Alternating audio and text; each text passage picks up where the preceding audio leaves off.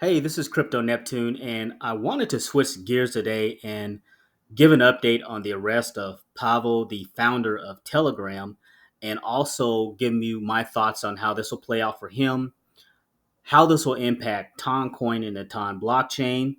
So let's go ahead and dive right into it. So the first thing I want to do is play this short clip because it briefly explains what he's being charged with and what protections he has regarding this particular arrest. Now to reports, the founder of the widely used Telegram messaging app has been arrested outside Paris for allegedly failing to moderate criminal activity on the platform, which has also been used by pro-democracy activists worldwide.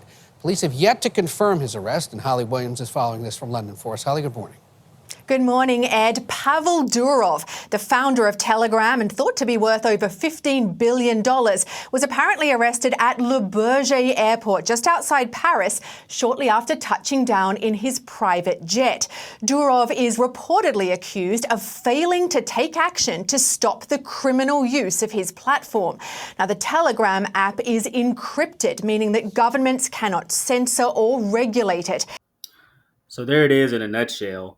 They're basically trying to charge Pavel with failure to monitor. So any platform you have, a lot of times they want you to monitor the criminal activity.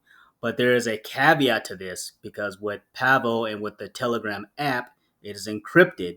And since it's encrypted, there's like certain privacies with that encrypted because it's not intended for a lot of people to be able to kind of see what's going on. That's kind of the whole point of the encryption. And I said, so I asked a question here because I was kind of curious. Does encrypted apps prevent prosecution? And it says here, yes, encrypted apps can make it harder for law enforcement to prosecute crimes, especially online crimes. This is because encryption protects messages from everyone who isn't intended to receive them, including law enforcement. For example, with end-to-end encryption, only the user's device can decrypt messages, so law enforcement can't get a copy of them, even with subpoena. So it sounds like this little caveat of the encryption will potentially actually save Pavel.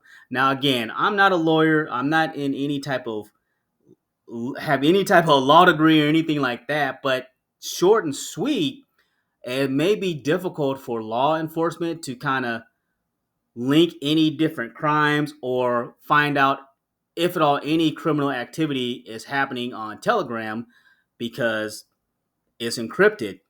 Now, how is this all going to pan out for Pavel? So, one or two ways. For me personally, I feel like because of how everything's encrypted and the Telegram is set up, he's going to get off. Now, let's say, like hypothetically, what would be the worst case scenario? What maybe there's some sort of loophole.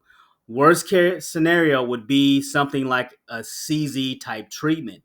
So basically, meaning, remember with CZ, he got in trouble for failure to monitoring the Binance. So that's how he ended up getting in trouble. He had to pay a fine and go to jail. So in this situation, if worst case scenario, Pavel could potentially pay a fine if there is some sort of loophole or some evidence found against him, or worst case scenario would be paying the fine and going to jail. I feel though, kind of like the way this is set up, and it's kind of like a witch hunt, and it's an encryption that he will get off. But what does this impact actually have on in short term, what is this impact going to have on Toncoin? And this is the official blockchain of Telegram. So as you can see right now, over the last 7 days, we're down 22.4%.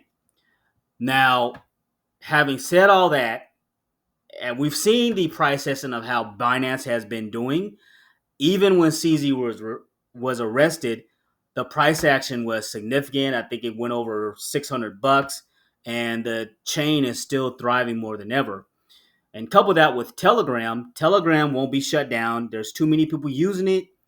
950 million plus users. It's going to continue to thrive, and it's going to bleed into Toncoin. Do I feel like Toncoin could potentially 10x in a bull run? For me personally, it could definitely 10x. My price prediction has been around like $70. So the short and sweet of it is, I feel with the circumstances, potentially Pavel, he could get off. And even if anything happened to him, worst case scenario, Toncoin and the Ton blockchain is going to continue to thrive. It's not going to go away. They're not going to, put a nail in a coffin on Toncoin.